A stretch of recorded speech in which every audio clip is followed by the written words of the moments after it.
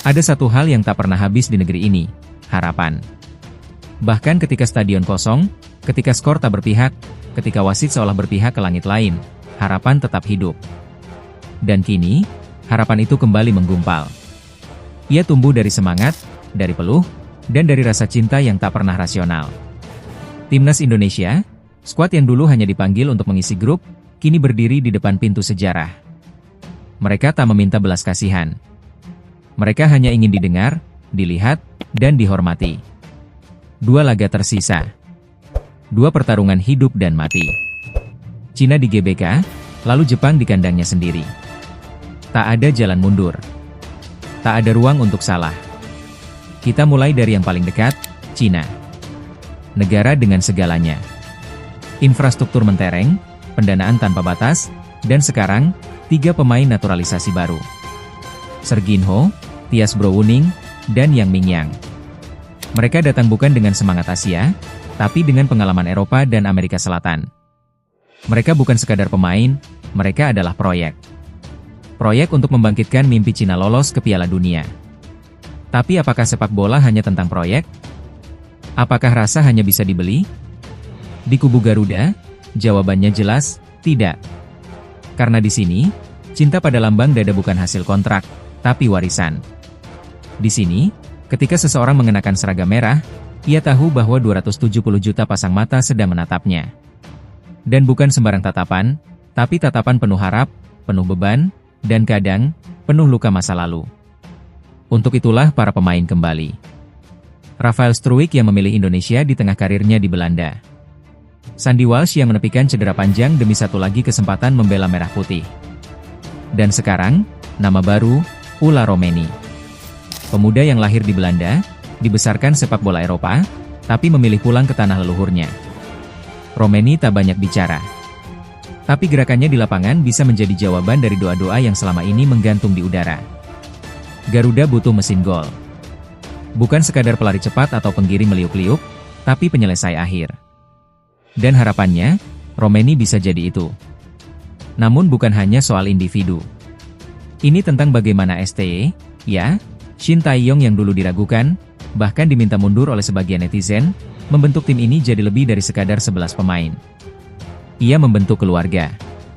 Tim yang tidak selalu sempurna, tapi tahu bagaimana cara bertarung sampai peluit panjang. Di tangan STY, Indonesia belajar bertahan bukan untuk mengulur waktu, tapi untuk mencari momen menusuk. Kita belajar bahwa pressing bukan hanya gaya main, tapi sikap hidup. Dan di bawahnya, pemain seperti Ivar Jenner, Marcelino Ferdinand, hingga Pratama Arhan tumbuh menjadi lebih dari sekadar nama. Mereka jadi simbol. Tapi semua itu akan diuji dalam 180 menit mendatang. Karena setelah Cina, Indonesia harus menantang sang raksasa, Jepang. Jepang bukan cuma unggul di atas kertas. Mereka unggul di segala hal. Kedalaman skuad, pengalaman internasional, kedisiplinan taktik. Bahkan jika mereka menurunkan tim pelapis sekalipun, levelnya tetap di atas kita. Namun sepak bola tidak pernah tentang siapa lebih tinggi di ranking FIFA. Kadang, sepak bola memilih yang haus. Yang lapar. Yang bermain bukan karena gaji, tapi karena sejarah. Dan Indonesia kini sedang lapar. Lapar akan pengakuan. Lapar akan babak ketiga kualifikasi yang dulu hanya mimpi. Lapar akan kompetisi melawan tim-tim seperti Korea Selatan, Iran, dan Arab Saudi. Lapar untuk jadi besar. Tapi di tengah semua euforia, kita juga tak boleh lupa bahwa jalan ini tidak selalu mulus. Lini belakang kita masih sering goyah.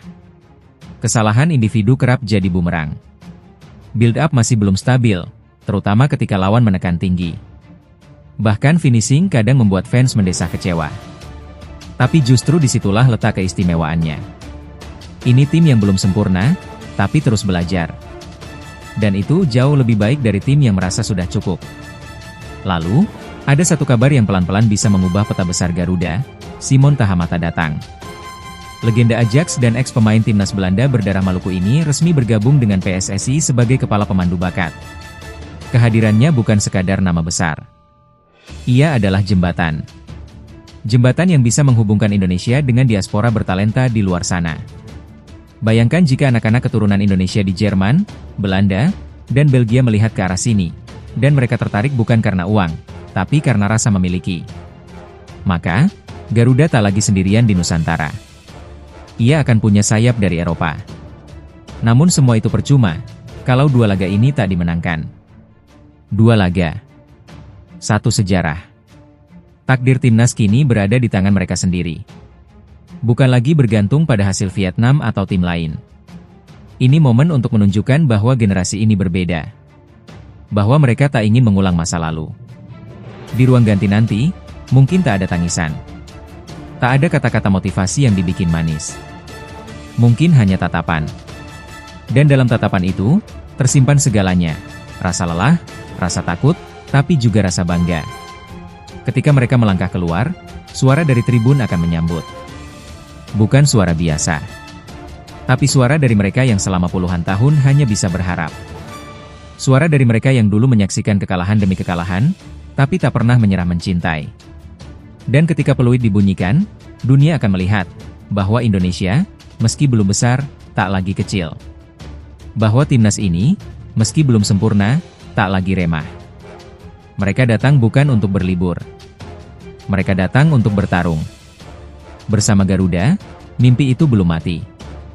Ia hanya menunggu satu kemenangan lagi.